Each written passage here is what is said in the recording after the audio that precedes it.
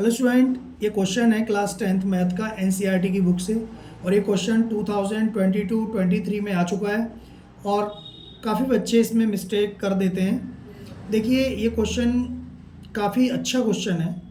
Find the value of k for which the pair of equation k x equal to y plus two and 6x equal to 2y plus 3 has infinitely many solution. 4 option दिए गए हैं। तो आप सभी को पता है कि मैनी सॉल्यूशन की कंडीशन क्या होती है। क्वेश्चन इसमें कंडीशन होती है a1 upon a2 equal to b1 upon b2 equal to c1 upon c2। ठीक है, ये कंडीशन होती है और इस इक्वेशन को हम सही तरह से लिख लेते हैं। थोड़ा सा इसको y को इधर ले आएंगे तो हमारा हो जाएगा kx minus y equal to 2, ये 2 है, और ये हो जाएगा 6x minus 2y equal to 3। x और y को लेफ़्ट की तरफ ले आए और ठीक है ना, और ये कांस्टेंट वैल्यू को राइट की तरफ ही रखा। नॉर्मली ऐसे ही होता है। तो a1 की वैल्यू k है और a2 की वैल्यू 6 है, क्योंकि हमें x का कोफिशिएंट लेना होता है, और b1 की वैल्यू यहाँ पर है -1, y का कोफिशिएंट -1 है, और b2 की वैल्यू है -2, और c1 की वैल्यू 2 और 3। ठीक,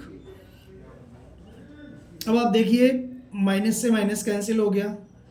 अब यहाँ पर देखने वाली बात यह है कि इन्फिनिटी मैनी सॉल्यूशंस में ये कंडीशन होती है, तो 1/2 इक्वल टू 2/3 के होना चाहिए यहाँ पे, तो वो है नहीं, और तीनों ही इक्वल होने चाहिए।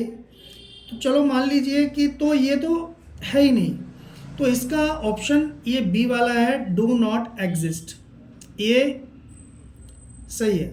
लेकिन आप लोग क्या करेंगे कि आप किसी को भी इक्वल कर देंगे, k/6 equal to 1/2, cross multiply कर देंगे और 2k इक्वल टू 6 कर देंगे और k इक्वल टू 3 निकाल देंगे। ठीक है ना। अब चलो k की वैल्यू 3 आ भी गई, तो k की वैल्यू 3 आ भी जाएगी, तो 3/6 और 1/2, तो 1 काट दोगे, 3/6 है, तो ये तो इक्वल हो जाएगा, पर ये इक्वल नहीं होगा। तो यहाँ पर तो डू नॉट एग्जिस्ट क्यों है? क्योंकि मैनी सॉल्यूशंस में सारी वैल्यू इक्वल होती हैं। तो मान लो मैं बस यही वाला सही है आपका इस तरह से। क्यों सही है? क्योंकि ये दोनों ही इक्वल नहीं है। तो अगर ये इक्वल होती और ये फिर हम फाइंड करते तो ये भी तीनों इक्वल आ जाती, तो सही था। अब सपोज कर लीजिए कि k की वैल्यू हमने निकाल ली, मैं बता रहा हूँ आपको यहाँ पर, तो k/6 इक्वल टू 1/2। अब क्रॉस मल्टीप्लाई कर दो, 2k इक्वल टू 6, तो k इक्वल टू 6/3, तो 6/2, तो 2 3 जा 6, तो 3 आ गई k की वैल्यू।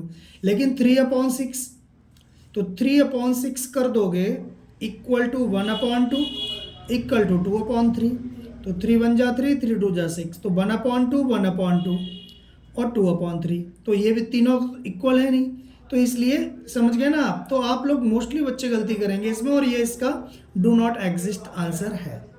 तो k की वैल्यू ये सही है, डू नॉट एग्जिस्ट। समझ गए होंगे आप।